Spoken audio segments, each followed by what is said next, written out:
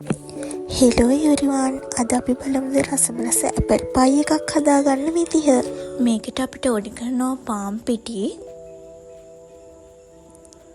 ඊට පස්සේ ඒකට බටර් දාලා හොඳට ඇඟිලි තුඩු වලින් මෙහෙම අනා ගන්න ඕනේ. ඊට පස්සේ අපි ඒකට අයිසින් සුගර් එකතු කරගෙන මේ තුනම එකට අනා ගන්න ඕනේ.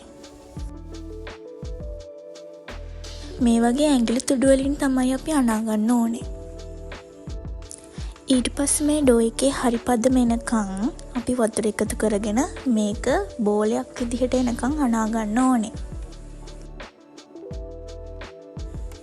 මෙන්න මේ වගේ අතේ නොයැලෙන ගානට එනකොට අපි ඩෝ එක හොඳට හදා ගන්න ඕනේ. ඊට පස්සේ අපි මේ ඩෝ එක ෂීට් කරගන්න මේසෙට පිටි ටිකක් ඉහාගෙන ඩෝ එක තියලා රෝලින් පින් එකෙන් මෙන්න මේ වීඩියෝ එකේ පෙනෙන විදිහට ෂීට් කරගන්න ඕනේ.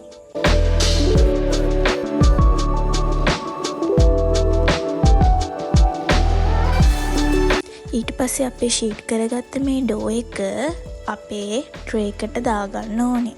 ට්‍රේ එකට දාගෙන ට්‍රේ එකේ හැඩයට මේක ලස්සනට තුනි කරලා හදා ගන්න ඕනේ.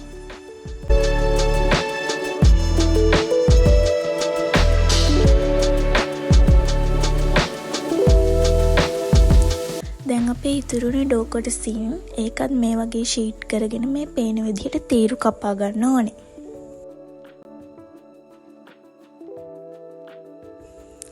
ඊට පස්සේ ඇපල් ගෙඩි දෙකක් අරගෙන ඒ වගේ පොත්ත හොඳට සුද්ධ කරලා කෑලි වලට කපාගෙන වතුර බෝල් එකකට දාගන්න ඕනේ. එහෙම කරන්නේ ඇපල් වල කහට පිපෙන හින්දා.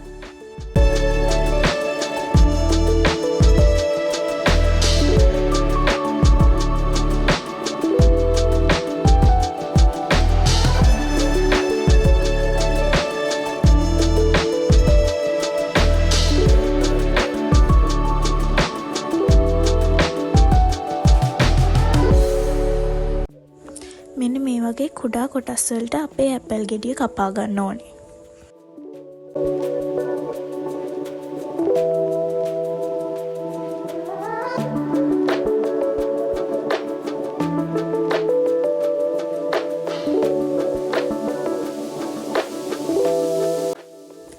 ඊට පස්සේ පෑන් එකක් ලිපේ තියාගෙන ඒකට වතුර මේසැඳි 3-4ක් වගේ දාගෙන ඒකටම අපි කෝන් ෆ්ලවර් එකතු කරගන්න ඕනේ. ඊට පස්සේ සිනමන් පවුඩර් එකතු කරගන්නත් ඕනේ. මේ දෙක චුට්ටක් හොඳට මික්ස් කරගන්න ඕනේ. වතුර මදි නම් තව වතුර චුට්ටක් දාගෙන කැටි නොවන විදිහට මේක සිරප් එකක් වගේ මික්ස් කරගන්න ඕනේ. ඊට පස්සේ අපි ඒකට සීනි දාගන්න ඕනේ. සීනි ටිකක් දාගෙන හොඳට කලවම් වුණාට පස්සේ අපේ ඇපල් කෑලි ටික මේකට දාලා විනාඩි 2-3ක් ලිපේ තියන්න ඕනේ. ඊට පස්සේ අපි මේ හදාගත්තු ඇපල් මිශ්‍රණය අපේ ට්‍රේ එකට දාගන්න ඕනේ.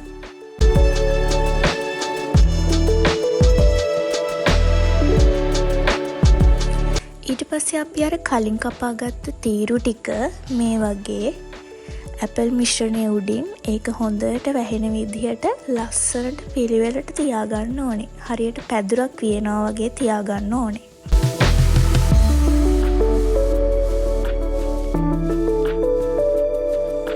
ඉතින් මේ තියෙන අපි හදාගත්තු ඇපල් ෆයි එක අපි මේක oven එකේ සෙල්සියස් අංශ 160ක විනාඩි 15-20ත් අතර බේක් කරගන්න ඕනේ.